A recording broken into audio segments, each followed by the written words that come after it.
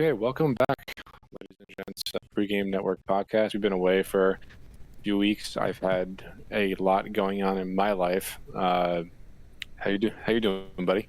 I'll be honest, the last, since we've spoken, I've been completely consumed by work and just things I've been playing, so it's feels like a blur. This I think it was because of the irregular schedule, it's been 10 days, I think it's been 10 days. Something like that, yeah. Yeah. Feels like it's been 2. Been very busy, and also been putting a shit ton of time into one game in particular, and it's just a bit of a blur. Yeah. Is it Dead Rising? Not quite, actually. I'll get into it when we actually talk about it, but yeah. Okay. So I mean, well, what have you been playing? Yeah, I have played a little bit of Dead Rising. I played Dead Rising 1, obviously. I also played Off the Record. I've been jumping between the two games. I don't really recommend doing that for Dead Risings, but I've been enjoying them. I think I'm gonna sit down and do a full playthrough and upload it, just because I love Dead Rising. But it's definitely something you need to I don't want to say commit to. It is a tougher game if you try to actually do everything it has to offer. So I'm gonna have to sit down and put some time into that. Other than that, I don't know what's come over me, but I've been playing I've been locked in to Final Fantasy 14. I don't know what it is. Okay. Here's the thing. I kind of touched on it before. This is the MMO? Yeah, this is the MMO. And last time we talked about it, I did kind of talk a bit about what things in the game appealed to me. I have the gameplay, the music. When I say the gameplay, I mean the boss battles, the music, and the story. And I kind of said that the story and whatnot disappointed me. I still kind of feel the same way about the story. My opinions on the content overall in this new expansion hasn't really changed all this much, but for some reason, I don't know what it is. I haven't been grinding as much on my main character to get the best gear and slot. That's going to come later. So I decided to make an alternate character, and that may not seem like much, but there's a lot of fucking content in that game. A lot of content. And if you choose, even if you choose to skip all the cutscenes, which I skipped most of the cutscenes because I played the fucking story already, it's hours upon hours upon hours of doing shit. Just raw gameplay of actual just playing the game. Yeah, and I think it took me 2 days to get through the base game. Maybe 3 days. I don't know. So I'm through the base game on my old character, and I'm into the first expansion, which is when it starts getting really good. The first expansion and the third expansion are phenomenal. I can't even begin to describe. Even if I'm upselling it a little, because obviously everybody's preferences is important, not everyone's gonna like it. I think that if you ever touched this kind of game and you said I'm not off put by the way that the game is, then you would end up loving the first expansion and the third expansion. I think they're really good. So that's where I've been putting most of my time. I'd be sitting here editing, working, writing something, and I turn to my left and boom, Final Fantasy. Because for some reason, it agrees very well with my computer. I guess it's just coded well. I don't even want to say that because surprising. No offense. That's surprising. And here's the thing, I know you're taking a shot at my computer because it is old. I get that, but I'm not taking a shot. But it's just this matter of fact. It's an old machine. It is an old machine. Listen, what I was getting at is the fact that I can edit videos while playing Final Fantasy. I'm surprised that works. Actually, but it's impressive by a lot of standards. Yeah, but it's I know it's an older game, but they've done graphics updates and they've added shit to it, and I don't play on low settings either, so I don't know. So it's something I can play. I queue up for my dailies and I play this, and that's basically what I've been doing since we last talked. Outside of going back to the Callisto Protocol, that's a lot of one game for you in particular. I don't Final Fantasy 14, and I wish Joe was here to talk. We'll probably, at one point when Joe is back, we will probably have a whole I'll say something about Final Fantasy and he'll have a lot to say about it. But Final Fantasy 14, it's I know we discussed it at one point because we were talking about ongoing games when it was a category at the Game Awards at one year, and I give it a lot of credit for the things that it's done from coming back from 1.0, which wasn't very well received and getting multiple expansions. It does so much good. I just wish like the mindset in the dev team was a bit better, because you can tell there's a lot of laziness that goes on in there, despite them delivering pretty consistent. Like, there's so many like small things in the game where it's just like, this should have been fixed years ago, or this is a feature people wanted forever, or they're recycling certain gear again, and you start to see like, and there's only so much you can blame on like, oh, older code, or oh, COVID happened at some point. There's only so much you can blame. So it's got me locked in such a way where it's like, I like what's here, and I'm waiting for expanded content that will just never come, and that'll probably be my relationship with it until either the game ends or I die. So, well, okay. That's all I've got to say about what I've been playing recently. Wow. All right. As far as I go, I mean, on and off Destiny, but that's kind of a staple for me anyway. I've hit a stone fucking wall in the First Descendant. I cannot beat one of the bosses, one of like the Void Intercept missions, and I don't know. Like, I tried it with John and Eric last night, and we actually got way further than I have ever gotten on my own, because we actually looked up the weak points and we were trying to coordinate. But like, she has this one attack where it's like this giant ice AoE attack, and it damages you really quickly. And I was the only one alive at one point, but like, once it has a death counter, like once you go over the death counter, then you just automatically fail. So like, we failed. And I've just hit a stone fucking wall, and I can't get past it. Like, I've hit level cap. I don't have enough materials to invest into my mods, and I'm gonna keep trying. Like, I do want to. It is fun. I do enjoy the First Descendant. Like I said before, it does nothing like extraordinary. It does not know one thing extraordinary, but it does nothing poorly. So that is a compliment. That's not a detractor. But I want to see what else the game has to offer. I've only just scratched the surface. I'm not even halfway through the campaign, but I've just hit a stone wall with the boss. See, that was going to be my next question when it comes to hitting this wall, so to speak. Do you think it's an issue of like the fact that they want you to start investing money and resources into the mods, or do you think there's part of the game that you're missing that's preventing you from like getting past this point?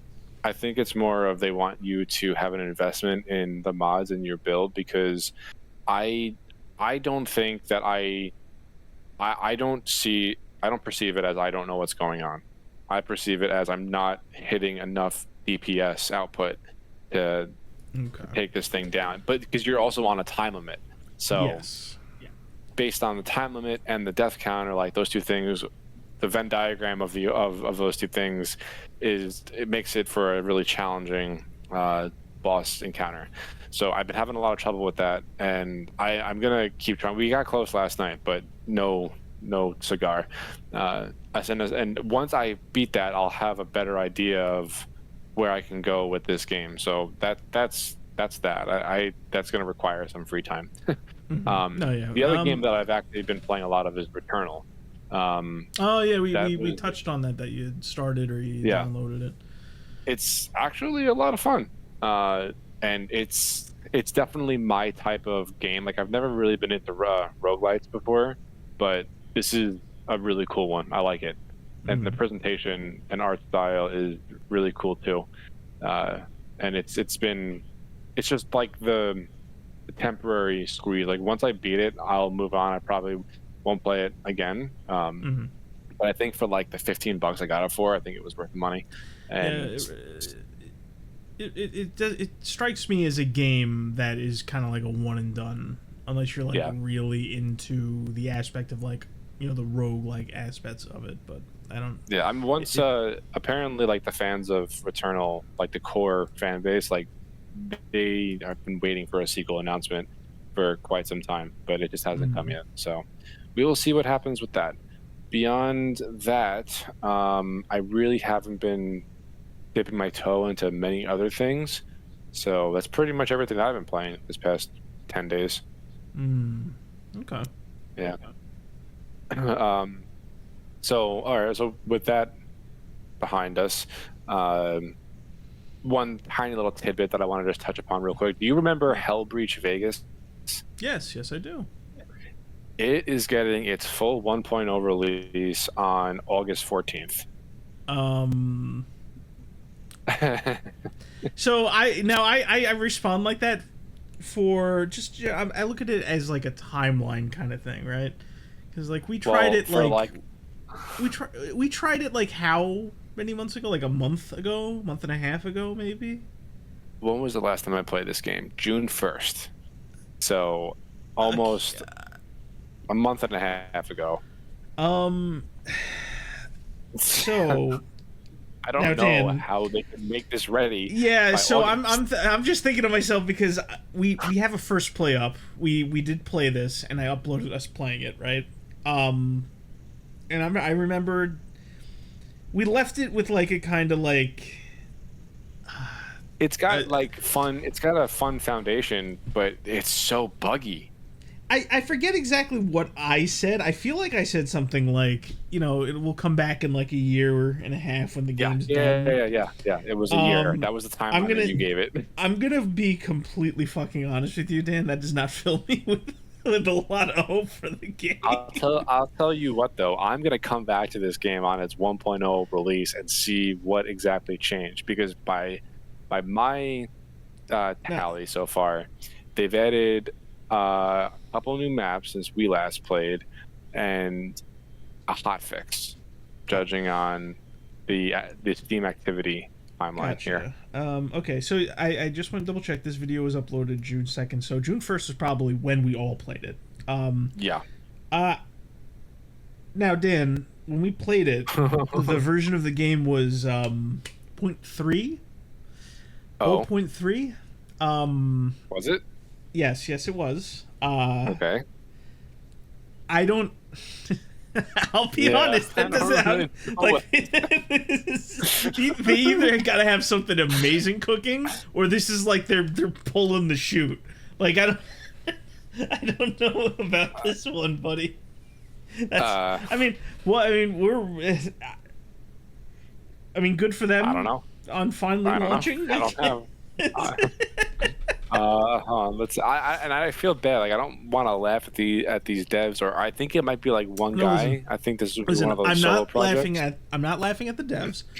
I'm laughing at the scenario, the situation the game and us we find ourselves in, because that's like I was sitting there, and much like you, it's like fun foundation. It's got to cook a bit more. It's got some things. It's zombies with a different name. Yeah, I know. And like I'm all for that. All right, hold on. So, posted on July 11th. So it says, after a very productive early access period in which Hellbreach has grown with 4 new maps, 2 game modes, and a lot of new cosmetics, and a ton of improvements on both the visual and gameplay fronts, I'm proud to announce that Hellbreach Vegas is launching out of early access on the 14th of August, 2024. Been a long journey with the game being in development for 3+ years, and it taking on many different shapes and forms, evolving from the dark horror tech demo Sin Survivor into the fast-paced round-based shooter it is now. That's great and all, but it feels so rough around the edges. Yeah, and especially like Eric's problem plugging in a controller and then unplugging it or something like that, and like no input works. He was adjusting his controls, and he got downed while adjusting his controls, I think was the issue. That was the exact issue. He lost one axis of movement, or axis of movement, and he couldn't turn. That was very strange.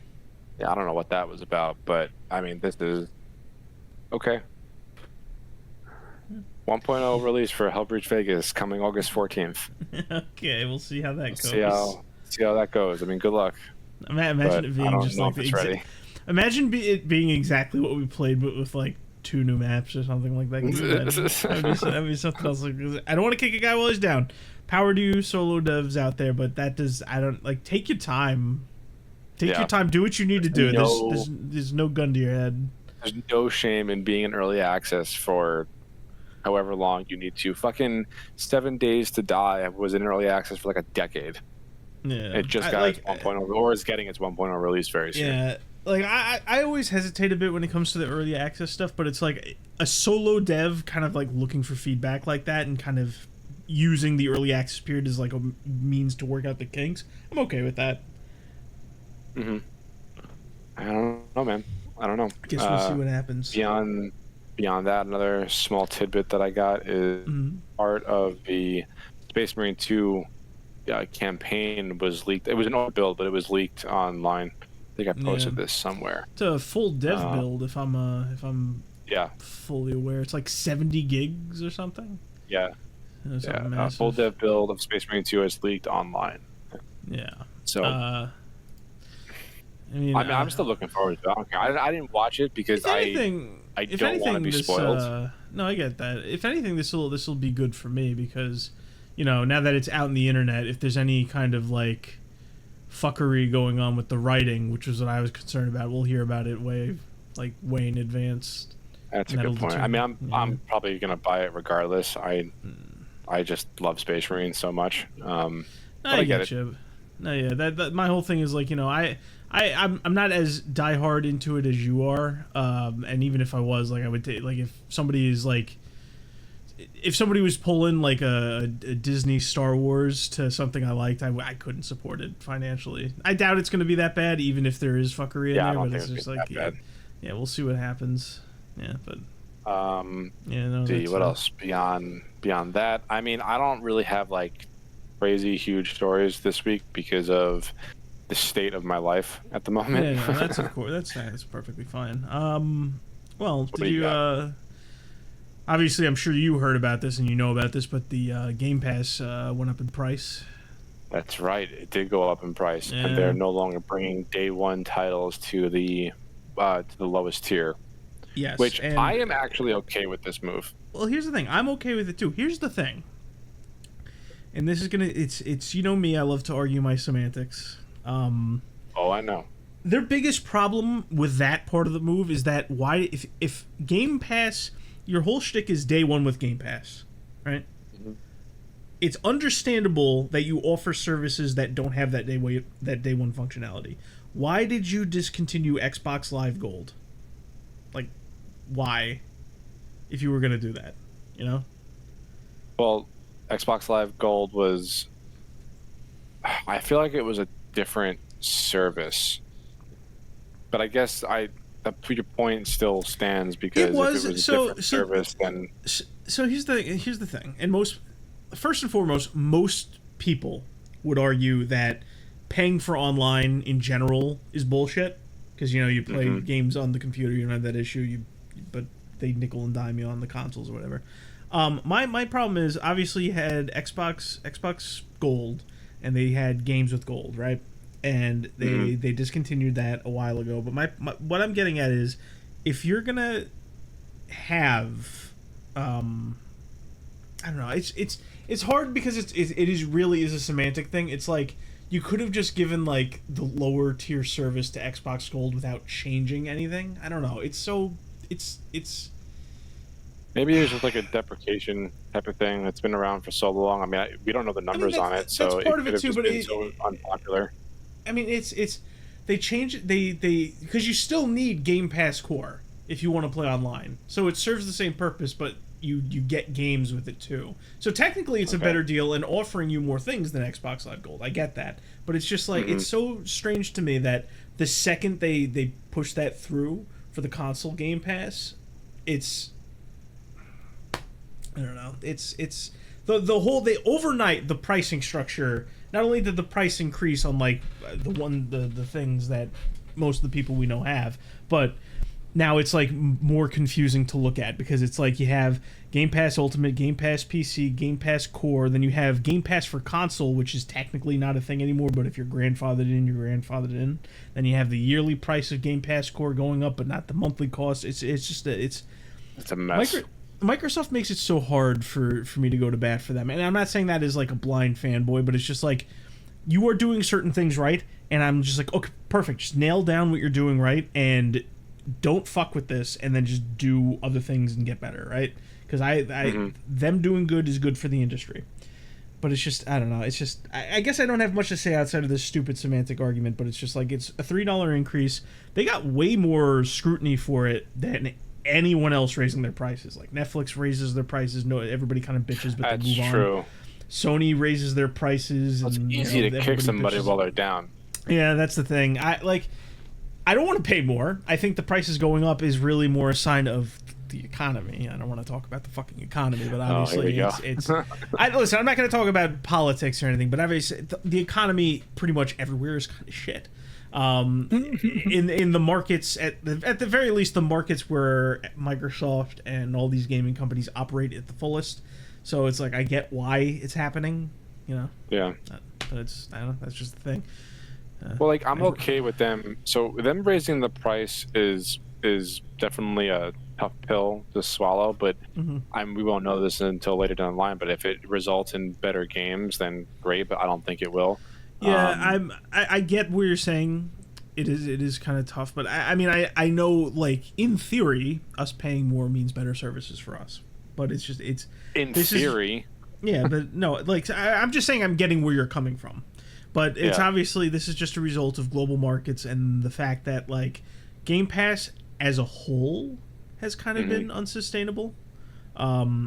Because, like, I don't want to say, like, it's doomed to fail, but, like, the way that there have been so many, like, loopholes and, like, upfront costs for them that I don't think have been working out in their favor. Like, you know how, like, for the first 3 years of Game Pass being around, everybody I knew and myself, it was really just, we weren't paying full price. We were manipulating systems to get, like, full years at, like, a quarter of the price through the different, like, systems they had in there. It's like, it's like, you get the $1 in, and then you buy a certain card and it all stacks on top of each other, and then boom, you have 2 years for free on top of this or whatever. It's like, you buy the cheap Game Pass when it's on sale, and then you just stack gold on top of it, and it becomes the ultimate Game Pass for cheaper. It's like, everybody was taking advantage of that, and they were always running promotions, so it was like, it was only a matter of time before prices increased and all of those loopholes started to close. Like, I think Xbox Rewards doesn't, like, auto-renew with it anymore. Like, the ones where it's like, you know, you'll occasionally get notifications like, you played a game on Game Pass, so you completed a quest, so you get Microsoft rewards, and then it kind of fed into itself. I think they did away with that too. That sounds. I don't remember the last time I heard anything about that. Yeah, I mean, that's how I've occasionally paid for months by, you know, just using the Microsoft points. I have a shit ton just because of when we worked at. Yeah, because when we worked at Best Buy, I was using fucking Bing on everything because of the positions we were in, and that over 5 years, that, like, adds up. So I had a shit ton of points just banked. Wow. So I used that for a while. But the main point I was getting at is, if you played games, you would get points for playing the games on Game Pass, but you would need to remember to go turn them in. Like, that was the catch, is it wasn't automatic. And I think that system is still around, but I'm saying, like, you can't use those points on Game Pass the same way you used to anymore. They changed that a bit, so that's just, you know, just as things are crunching down, you know, some of the markets. And another aspect of this whole pricing restructure that I actually don't think is a terrible idea is the whole day one release stipulation with core Game Pass. Like, it is very unfortunate that they had that policy from the get-go. Like, everybody that has Game Pass will get any Microsoft exclusive game day one on Game Pass regardless. And that precedent was set, like, from day one, and now they're reneging on that, and it's that sucks. That sucks purely from like, if they had this policy from day one, nobody would have batted an eyelash at this. It's just the fact that it's retroactive, and that's a shame. Like, as a consumer, I get it. Like, that bothers me to a degree. It makes perfect sense from a business standpoint to, like, you know, it's, as somebody who, like, is probably gonna have Game Pass regardless. Like, I'm pretty okay with that. And even if I wasn't, like, every streaming or subscription service is pretty much going the same exact route. Yeah. So I don't think it's cause for alarm. I just think it's the way things are now. Yeah, it's one of those things where it's like, streaming services and subscription services of all the different types, obviously, kind of like everybody's talked ad nauseum about them just because Netflix has been around forever. It's like there's a price creep, and the companies, they kind of overshoot in what they do, so they need more money, and the prices keep going up, and then all the little loopholes they close. And I'm not the kind of guy to say it's not a tenable market. I think you can pull it off. It's just most of these, I feel like there's a thin line they have to walk that you don't realize you've stepped off of until like the consequences are hitting you. And I think that's the problem. Yeah. And I also think a lot of these markets are built off of raw investment. At least that's how it works with like shit like Netflix, is like a lot of people like buy in thinking it's going to be lucrative for them in the long run, and then eventually that pops. And in the case of Game Pass, Microsoft is kind of doing that to themselves, so they have a little bit more leeway with that. But it's, something has got to give eventually. And just to kind of, because we always repeat this, if Microsoft was just developing games and hadn't been sitting on their hands for like the last 8 years, this would be like much less of an issue for them. So it's whatever, I guess. It's another small thing. Out of curiosity, like, a $3 increase isn't much for us because of how much value we get out of Game Pass. Obviously, that's not a we'll pay anything. Where would you draw the line? How much would be too much for Game Pass for you? Like in total, so what's the price? What's the price now then? It is going from $16.99 to $19.99. So $20. That's a lot. That is a lot. And to be totally honest, like, I haven't played a game from Game Pass in quite some time. And actually, now that you're asking me this, like, I don't know. 25 might be like a breaking point for me, especially because I don't really use it that much right now. Like, I don't even know how many hours in Deep Rock, and that's on Game Pass. So that's like a big one for me. But like, I'm looking at the list of games right now, like recently uploaded or recently added. Nothing stands out to me, except for maybe Callisto Protocol, but I don't really see myself playing that anytime soon. Lords of the Fallen I would try, but I don't think it's really my type of game. Beyond that, I mean, there's really nothing here that I'm gonna like jump for. So I mean, that's a good existential question as far as like where Game Pass sits in my value hierarchy. Yeah, I would say $20 is a lot right off the bat, because I pay $20 for things that I use a lot more than this. Yeah, it's tough for me because I look at it from like I mean, this is gonna sound obvious and also silly. I like playing games. So it is nice to be able to just turn to my right, boot up the Xbox, and just flip through it and find something I hadn't played before. That's something I made an effort doing today, or this year, I should say. And I get value out of it. I also, but it's tough for me. Like, I'm almost like I'm grabbed by like the layout they showed during the Summer Game Fest at the Xbox showcase.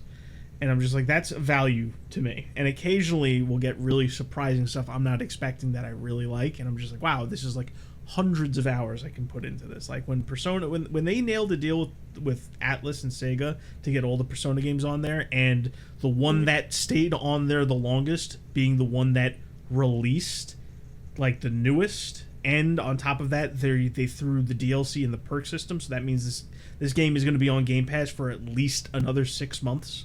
With DLC and all that stuff, or my timing might be off a little bit, more like another 4 or 5 months at minimum. I have a feeling it's going to be on there until at least the end of the year. That's like a huge deal for me. When games like that hit and they're just there for a reliable amount of time, that's big for me. And on top of that, there's a series. I haven't done too much with it just because I find it like, when I'm doing so much, when I'm playing different games and when I'm actually working on editing stuff, I find it more difficult to write and read scripts. But there is a series on the channel called Pass to Play, which is literally just like subscriptions. Let's reach into the subscription service and like play a game and we'll talk about it. Like, all of that adds value to me. So like, I feel like I don't want to say I'm like on the edge of like not renewing, but it's like you were at that threshold for me as far as value is concerned. Like I'm getting same. If they hike it up and they don't add anything worthwhile, like I have no reason to keep this right now. Right now, I even don't. Yeah, I think what you said is pretty accurate. I think 25 is probably my breaking point too. Yeah, because anything higher than that, like then we're getting into like, okay, this is a bill I have to worry about now. Exactly. Yeah. And on top of that, it's like, let's say I wanted to downsize, right? Like not ultimate, and I just wanted core for like those other purposes. Like say, oh fuck it, forget the day one shit. Like I would say it's like $10 a month I could swing that, but I may as well get the annual, and the annual just increased in price. So instead of getting half off, I'm getting like 25% off. So it's like I don't know, it's tricky. Microsoft is walking a very delicate line, but on the bright side, yeah. I do think that they are going to be playing it as carefully as possible. I think this is probably the biggest move they're going to make on that front for at least the remainder of the year. They really don't have a choice. They go ahead. Because the reason I say that is their goals, all of their goals with Game Pass, their internal goals have been player percentage and player number, not monetary value. So their goal from the get-go is we need multiple. I don't think their goals. I forget exactly the numbers, but they're fucking ridiculous how high their goals are. I don't see them hitting those goals, but we don't have to worry about that for 10 years, I guess, because I think 2030, 2035 or something was when they wanted to hit that goal. I can't even remember, but it was a ridiculous goal. It's far off in the future. My point is, in order to keep that number high, one of the easiest way to like lose people is to just jack up the prices. That's the easiest way to lose people. So I guess we'll see what happens, but it's this is like their holdout space, so they can't do this again in the near future, I guess. Yeah, definitely not. Yeah, because then it just snowballs, because it's like you move the prices up, you lose too many people to where moving the prices up does nothing. What's the next step? I got to raise the prices again. It's very hard to get people to resub after unsubbing for a certain reason, So yeah, we'll see where they go. I mean, that's probably like the biggest news story that we're going to talk about. But like, what else? I'm trying to like comb through my memory as far as what I've seen. Yeah. What else we got? There was something that was interesting to me. It may not be interesting to you, and I'll just go over it. The PlayStation 2 emulator, the main one. Before you continue, it's like speaking of PS2 emulator, I've actually been meaning to actually dig my heels into emulation, because I want to go back and replay Jack 2 and 3. About fucking time. Yeah, leave me. I actually have time on my hands now. Okay, well, you apparently chose a good time to do it. So, the main PlayStation 2 emulator, it is called PCSX2. It came out at the beginning of like 2000s, I think. Like it's a pretty old program. Oh, wow. And yeah. I've used it over the years, and I've got to say it's pretty good. It's always functioned pretty good outside of certain cases. What I always loved about it is that it from the get-go had a lot of its options kind of laid out. So even if something didn't work, you could kind of go in with the settings and flip a couple switches, and all of a sudden something would work, and it would just like I remember playing Ace Combat 5, right? And I was playing it on the emulator, and I booted up, and the AIs seemed to not work. The music wasn't playing, and there was no collision. Like I could fly through the floor, and I just went to the settings, and there was like a list of 50 or so options, and I'm just like, if I toggle this, I tweak this, and boom, and before you knew it, I was playing the game perfectly. But anyway, as of this week, maybe like 3 days ago, they released their 2.0 version of the client, and so it's basically gone from really good, we got to play with it, to just really good overall, to this is like a huge 2.0 launch where they're adding things like instead of you needing to go in and tweak settings to make it work, there's automatic game fixes. Different games have different profiles so that they're immediate, like each game is kind of treated a little differently, so that particular games with particular needs have the settings open there for you. Scaling issues are a bit better. You can capture videos in the thing itself now. Better support for I think it went open source. I think that was a big deal too. So it's like now it's more open for like third-party patches, better button mapping, better audio control, things like that. So it's apparently it's very good now. It's gone from good to very good. I don't know if it's great, but so I'll probably play around with that at a certain point. But we're gonna have to sit down one night and get that running on my laptop so I could play through. Like, where do you get the ROMs? Like, they're just online. We will talk about that off the podcast. Not because I'm worried of but because it's basically, this is one of the biggest mistakes. Let me just say I've got a pet peeve to kind of strike out. This is one of the biggest issues when it comes to emulators. People don't keep their fucking mouth shut. Because if you were to, let's say, like, for example, I play plenty of games that I play emulated. I own a copy. They're just laying around somewhere, right? You're not really supposed to go online and just download ROMs and ISOs and all willy-nilly, right? Mm-hmm. There are sites that obviously have rips of the ROMs and ISOs and all the different files that you would need, right?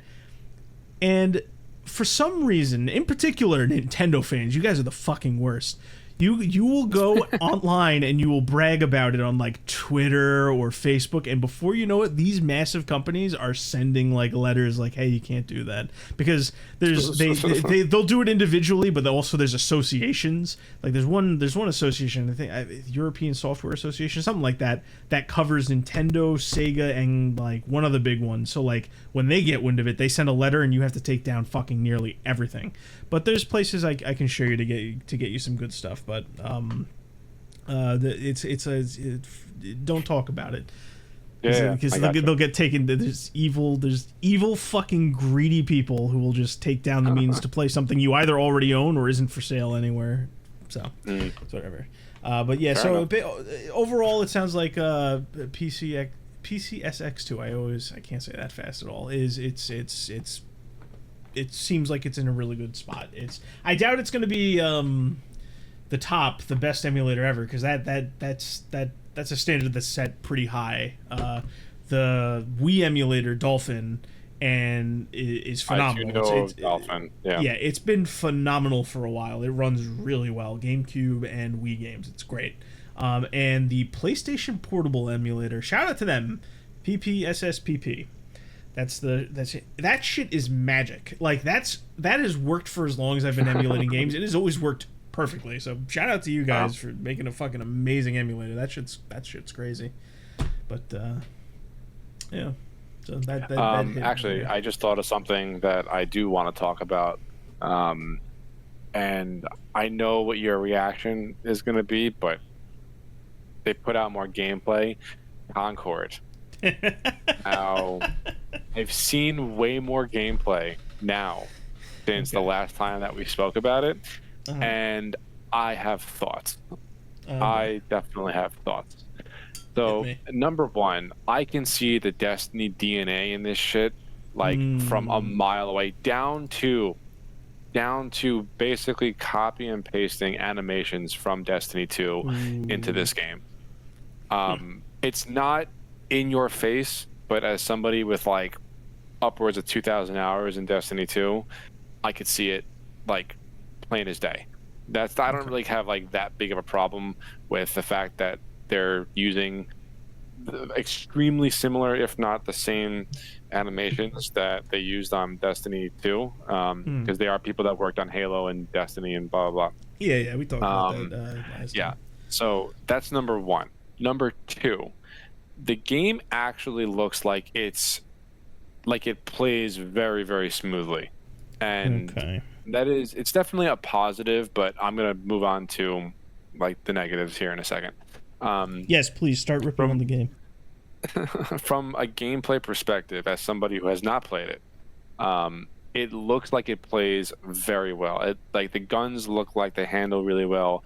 The gunplay, like the shooting, the recoil, the reloading, all that stuff, that actually looks like solid, which is something that you absolutely need when you're going to make any kind of a shooter. That's just a Of course, given. it's the foundation. Right, exactly. So like that is a huge pro in my opinion. That's pretty much where. Hold on, no. One more thing.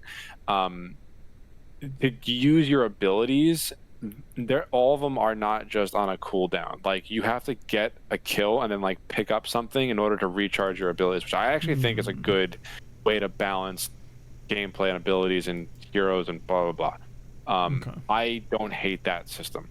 Okay.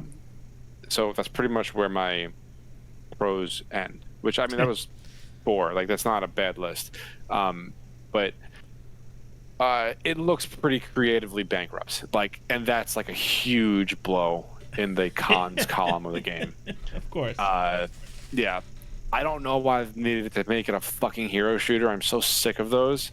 And every comment on every YouTube video that I see basically says as much. They are apparently doing.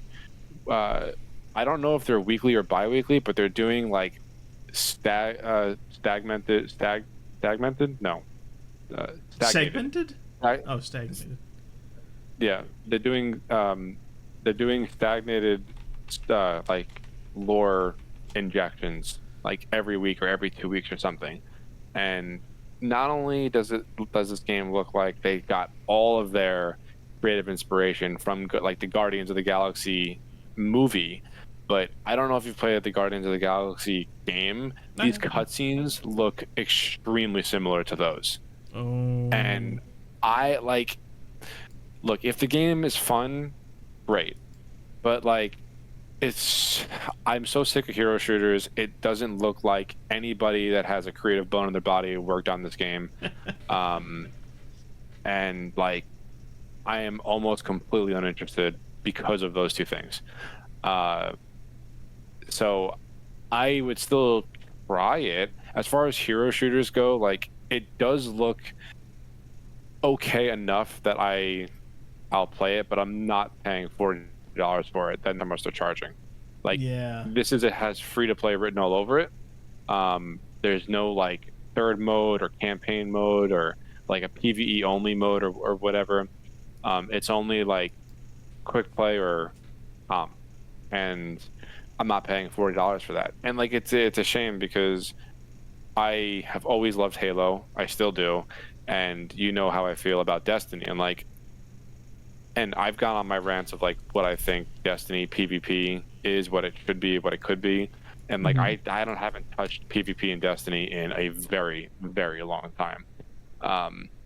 And if the guys that worked on the Crucible in Destiny branched off, made their own studio and like just focused on that could be something great. But they decided to make a fucking hero shooter, and it almost like completely kills it for me.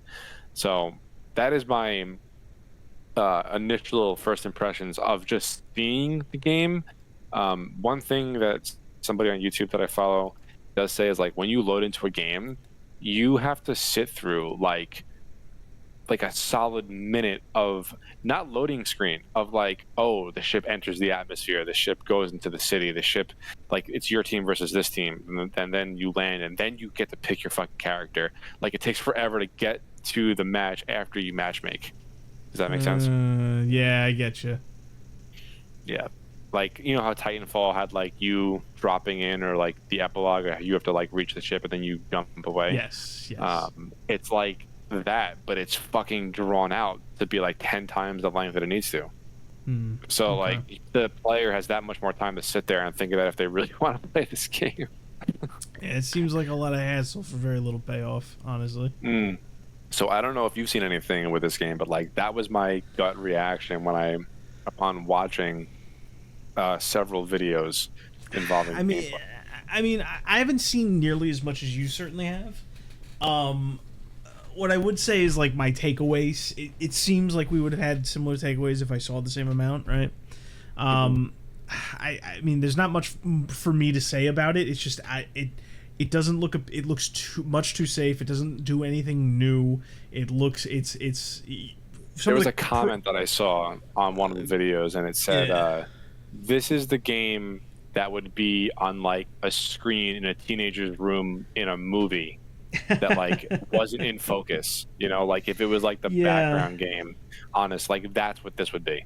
Yeah, that's a fair thing to say. I mean, that's one way to describe it. I think I don't know, man. It it's something that could only be made in the current culture. That's what I'll say. Is I've never seen Yeah, like something if more. AI wrote a game.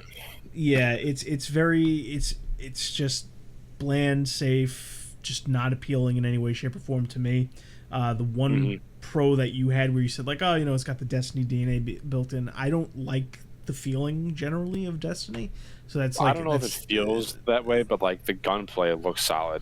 Well, yeah, no, but what I mean to say is like one of the takeaways I had when I had first seen it and you hadn't seen it yet was like I can kind of see Destiny in there and the way that it moves, Right. And I said that was kind of off-putting to me. And now that you've been in there watching it and you kind of concur with that assessment, our takeaways are a little different, obviously, but we both see the same thing.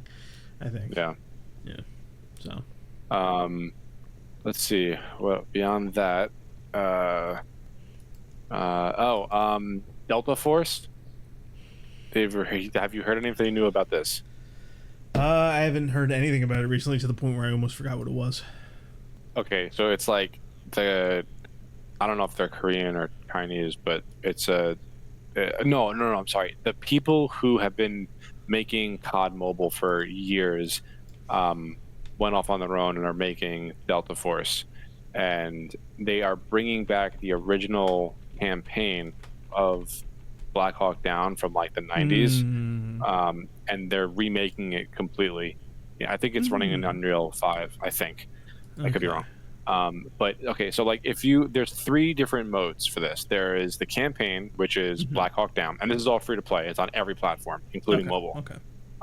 Is it crossplay? Yes. Okay, cool. It's Black Hawk Down, which is the campaign. Then there is the multiplayer mode, which I swear to God, if you didn't know any better, you would think it's Battlefield. But I'm saying this in a positive way. If you didn't know any better, like I confused it with Battlefield a couple times, like seeing it without context. Okay. And I have way more time in Battlefield than you do. So yeah, it's weird. Like even it's almost as if Modern Warfare 2 and Battlefield 2042 had a baby. Like that's the best way I can describe it. Okay. I mean, because all the animations and the gunplay look very much like Modern Warfare, but all the gameplay elements, and it has a really good destruction too. It all looks like Battlefield. Now there are heroes, but they look. They're not the focus like they were in Battlefield 2042. They're like a supplemental ability that you have, and it's not like it doesn't come off as that egregious to me. Like, yeah, they're definitely very gameplay impacting, but it's not something that the game was fucking made around. Yes. So that's the second mode. So you have like the all-out war. That's basically fucking Battlefield, but I could do it better. That's essentially what it is. You would totally confuse it with Battlefield if you didn't know any better. The third mode is basically DMZ. It's DMZ, but the way that it should have been done by COD. So you have like a central hub that you can upgrade, and your friends can like come and hang out with you in it, and you can change all your gear and your loadout and all that good shit. So that's a huge plus for me, like a tangible thing that you can hang out in while you're in your missions, and you can upgrade and kit out your weapons and blah blah blah. But they also have like a player auction house for items that you would find in the game that you need for certain quests, which is the thing that DMZ was really lacking for me. That like, yeah, you can find all this shit, but there's nothing to do with it once you extract. Like it's just for the like it's the perfect middle ground between DMZ and Tarkov, I think.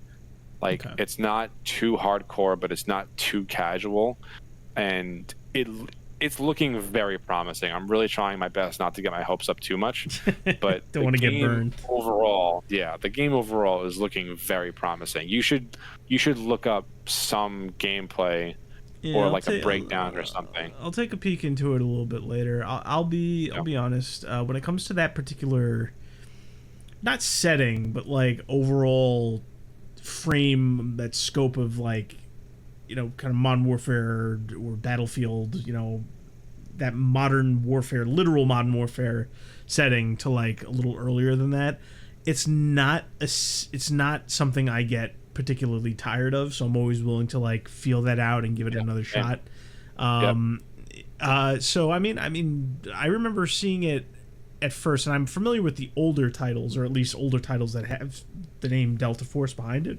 The only thing that, like, this is just Delta Force in name. It has almost nothing to do with the original games, except for the remake of the Black Hawk Down campaign. Gotcha. All right. Well, I mean, overall, I'm willing to give anything a shot, and given it's another free to play, and it's going to be on everything, I'll probably give it a shot. Yeah. There's no reason not to. There's no risk involved. I am definitely most excited for the DMZ style mode. I think it's called Hazard Operations. And yeah, you should look up some of the gameplay. Like it's very, like, I'm telling you, you're gonna watch this and like you're gonna think it's Modern Warfare. Okay. Like, they did a very good job on the animations and the visual recoil. So I am cautiously optimistic. I don't know when it comes out. I know they're doing like a play test next month or something like that. But they just held like a closed technical test for all of the YouTubers and the influencer, blah, blah, blah, those people. So that's the only other thing that I really had in mind.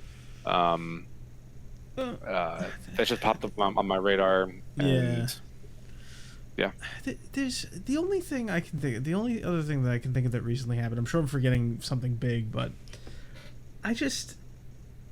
Ubisoft, right? I don't get that company. It's so weird. It's like, it's one of those companies that has like a very solid foundation. I've talked about it before. I'm just like, some of their IPs that they own are like some of the best around. They've been mistreated and mishandled for what feels like over a decade. It's like they keep, I guess they're kept afloat entirely by Assassin's Creed, but it's like they I don't know, they release games that are like mediocre to like okay constantly, and like with this many, I don't want to say flop, they're not flops, but they're like panned. It's like, how are they still around? Because like I saw the reason I say this is I saw an article where they were talking about like apparently internally they've been trying to do something with the Driver franchise. Yeah, you ever play an old one? Damn. Yeah, that's like the first one was in like 1999. And I think the last one they did was Driver San Francisco. That was the one, and that was the one where it's just like you could jump to different cars and whatnot. It was basically Driver in name only. It's like a different product got rolled into the name, right? And apparently, like, it's a pretty niche series that kind of like fell out of favor. I think it was compared to Grand Theft Auto a lot, even though it really shouldn't have been, and I think that really hurt it even in its earlier days. But it's like apparently like they canceled a TV series they were working on, right? And normally you say to yourself, oh, thank God, like a video game adaptation is gone. But like the reason to bring this up is apparently they're doing multiple Driver-related projects. And I'm just like, what could you be cooking up with a series you've done nothing with for 13 years that doesn't have amazing sting? Like, you can't just, like, people like me will be like, ooh, and I know, like, I know one guy who really loves the franchise and he would be thrilled if he saw a new Driver product, but it's just like, this isn't something where it's like you spend a shit ton of money in the background and then shadow drop it and like, oh, the return of Driver, It's just like, it strikes me as like they're eventually going to release like a cheap, mediocre product that flops, and then they're just gonna, then Ubisoft is just gonna be fine afterwards. Like, they're still gonna be around, and it's just like, I don't understand where they're getting the money from. Like, yeah, I'm perplexed. Yeah, it's got to be Assassin's Creed and Ghost Recon. Yeah, I would say so. I think Ghost Recon's doing the Division. They're updating something. They're still getting the Division. Like, I don't know. I got into the Division for a little bit, but it was it burned out pretty quick for me. Yeah, but the reason I bring that up is I think I heard the Division is getting some kind of update. Division 2, I think. That game still has like active players. Apparently, I don't know. It's see, you're saying that, like, how is this company still around? Like, how do you make Skull and Bones and like survive? Yeah, you know, it's like, God, that Assassin's Creed money has got to be good. Jesus Christ. Ugh. I don't know. I'm very curious to see how many players Division has. Yeah. Division 2 especially. Because people who play the Division still, they tend to lean Division 1. There's 1,200 people in game right now. The Division 2? Yep. Who the fuck are these people? I don't. Oh. Like I'm not gonna say it was like there's games that like don't function. Like, it's not in the Skull and Bones territory, right? But it's just like the Division 2. Like, I remember the beta, and I'm just like, I don't get like good feelings when I think back to the beta. Like, I just remember, I thought it was fine on launch. I mean, I played it for a little bit. It was fine. I'm not gonna sit here and like really dig into it because I can't remember most of it. But it's just like, you know how like you experience something and you don't necessarily remember the specifics, but your takeaway and what you felt is what sticks with you, right? And there's 3,700 people in Assassin's Creed Odyssey right now. Holy fuck. Yeah. God bless Assassin's Creed, I guess. That's keeping that company afloat because, like, let me tell you, holy shit. The mishandling and general quality decline of Ubisoft, like, I don't know. Mediocrity, man. I guess it's just... Yeah. They found that formula. Like, it's not very often... You find 1,500 people in Origins. It's not very often that you find a formula that just clicks and corners the casual market. Like, there's so much happenstance that needs to be there. Like, I think of the games that didn't necessarily, like, I don't want to, like, because there's plenty of scenarios in modern times where games become more casual or they sell out to a certain degree or both to capture a new casual audience, right?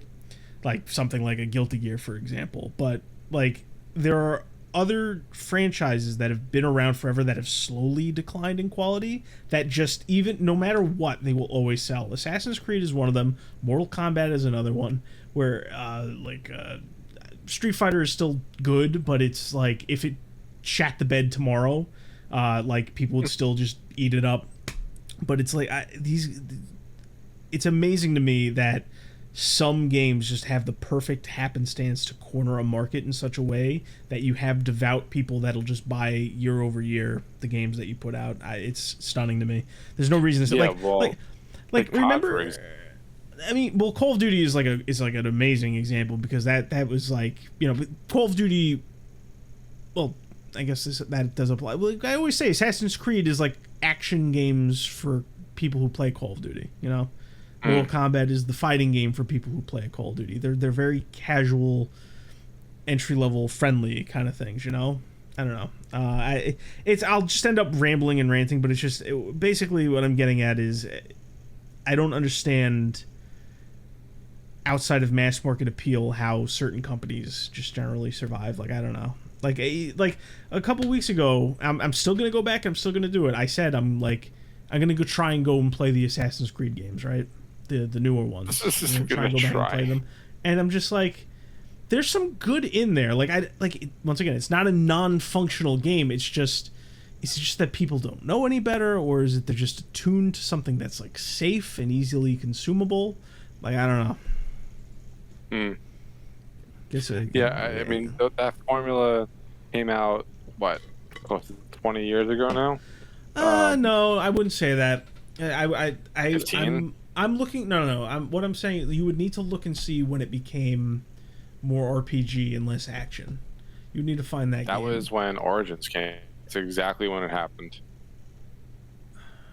They made the switch from action to RPG with like stat numbers and loot drops with Origins. That's true. I guess you can classify it different ways because I think before that, like people say mostly hopped off the series. I would say with Black Flag, like the people who actually like talk about the different games and like kind of look at it from like a perspective of like an overall experience, right? Mm-hmm. I know some people, and I'm inclined to agree that Unity was probably the last definitively good one that you could look at and say this is a good game. It was buggy, but it was whatever. And then there was Origins Syndicate. came out 2017. Syndicate was between them. So I guess you would need to break it up multiple ways. But Origins, it's 7 years. Yep. I guess there was demand. It's The Witcher created a demand, I guess. I don't know. There's only so much I can rant about in that direction over that. I tried Origins and I just couldn't do it. It was just like too much of Ubisoft. Like I don't really know how else to put it. You know what it feels like? So if you take the world formula that they established as early as the first game, but I would say we would use Assassin's Creed 2 as an example, where it's just like there's small things to find, there's big things to find, there's collectibles in the world, there's towers to climb up to. Imagine that, but like they spread it out. You know, everything is like spread out more, and there's less to do in the middle. You know, I feel like that's basically what happened. Like it feels like that. Ben. I don't know. I don't know how else to describe it. It's like there's padding, but there's nothing in the padding, you know. And because of that, people sit down and like they'll buy it. Yeah, and they'll say like, oh, you know, name another game where you can spend $60 and get hundreds and hundreds of hours. I'm just like, what are you doing in the hundreds and hundreds of hours? I'll put hundreds of hours into a good game, but if most of it is like running from point A to point B, or you know, sitting through a cinematic or a walking sequence, or you know, nickel and diming and min-maxing your builds in a fucking single-player RPG. Like I don't know, man. Like there's too many experiences that do every single aspect of what like the current Assassin's Creed does better. I don't know. Also, I think a lot of it's marketing, to be honest with you. It's part of it too, yeah.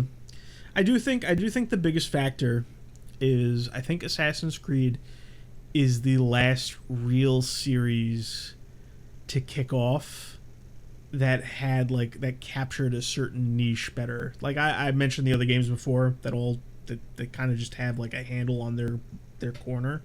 I think Assassin's Creed was the last major franchise that cornered a market, and they just have that name recognition. Like I was talking to a buddy of mine. His father buys every Mortal Kombat game that comes out, right? And it's because he played them when he was younger, and it is the only game that he's experienced in that field, and it hits the right spot for him between nostalgia and like just that type of game. He doesn't play them; he just buys them to have them.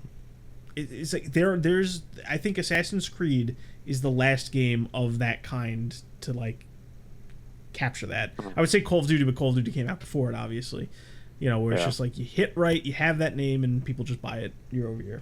I think that's what it is. But I digress because what I was getting is I don't know how Ubisoft is still around, and I guess it's the people playing Assassin's Creed and the Tom Clancy games. I guess that answers my question. Yeah.